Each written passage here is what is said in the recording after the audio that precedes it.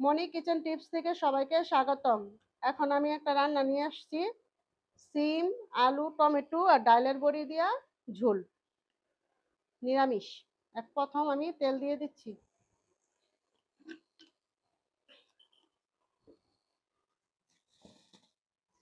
এখন ডালের বড়িটি ভেজে নিব প্রথম।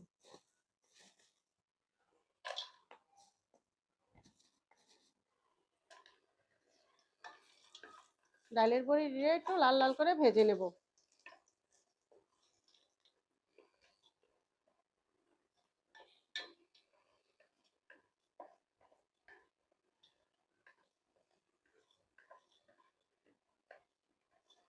এটা ডালের বড়ি সিম টমেটো দিয়ে নিরামিষ ঝোল রান্না করব।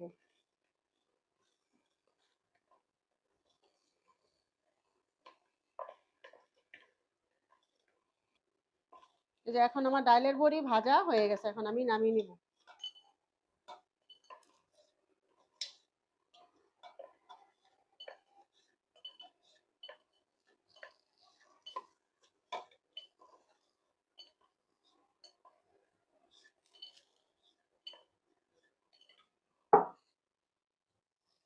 এখন আমি আলু সিম গুলি ভেজে নেব।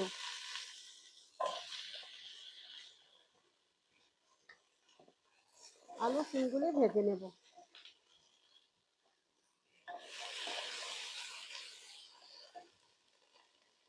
তেল দিয়ে দিই, সামান্য তেল দিয়ে দিলাম। লবণ, হলুদের গুঁড়া দিয়ে আগে ভেজে নেব।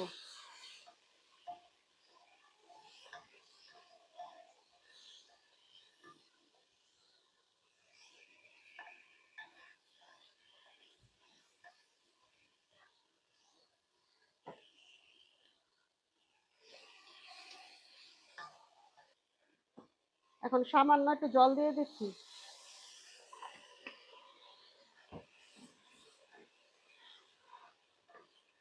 এখন ঢেকে দেব। এখন একটু ঢেকে দেব। এখন আমার আলু আর সিম ভাজা হয়ে গেছে, এখন আমি আলু সিম নামিয়ে নেব। আলু আর সিম ভাজা হয়ে গেছে।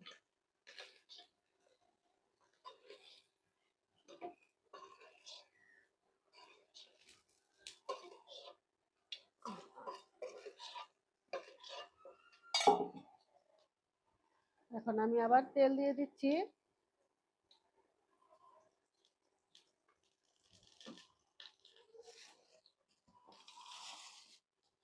সাথে কালি জিরা সম্বার দিচ্ছি।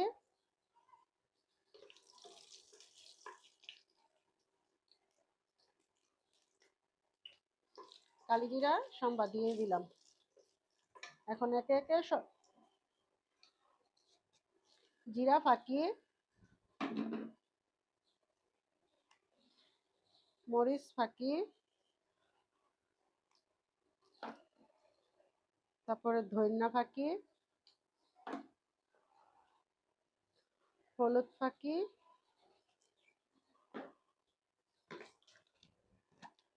তারপরে জল মশলাটা কষানোর জন্য। এখন মশলাটা কষিয়ে নেব।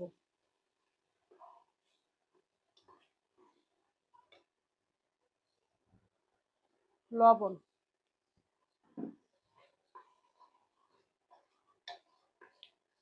এখন মশলাটা কষিয়ে নেব।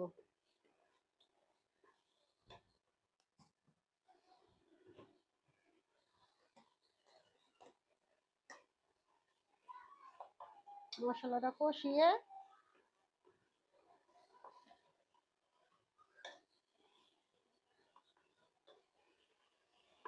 এই যে এখন মশলা কষানো হয়ে গেছে, এখন আমি দিয়ে দিব সিম আলু আর ডালের বড়িগুলি। একসাথে আবার কষাবো।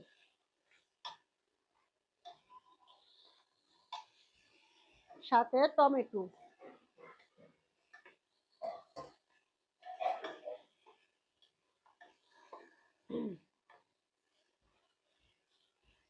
সাথে টমেটো দিয়ে দিলাম। এখন দিয়ে দেব ধনিয়া পাতা। ধনিয়া পাতা এখন আবার একসাথে কষাবো।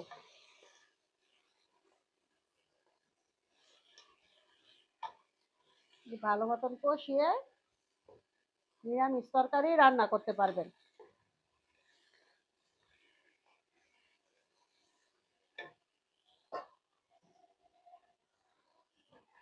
এখন দিয়ে দিব ঝোল।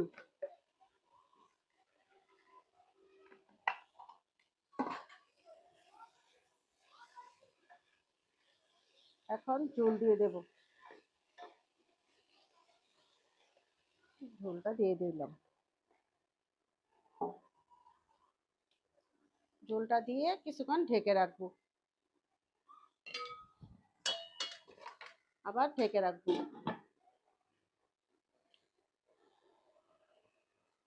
তরকারিটা দেখি তো আরেকটু ঝোল টানবে, তাহলে তরকারিটা আমার পুরো রান্না হয়ে যাবে।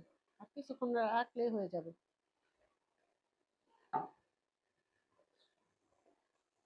কিছুক্ষণ রাখলেই হয়ে যাবে।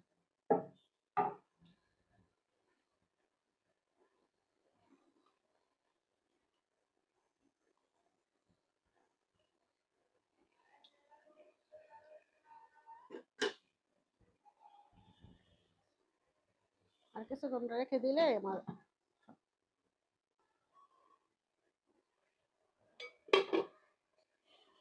তরকারি হয়ে গেছে।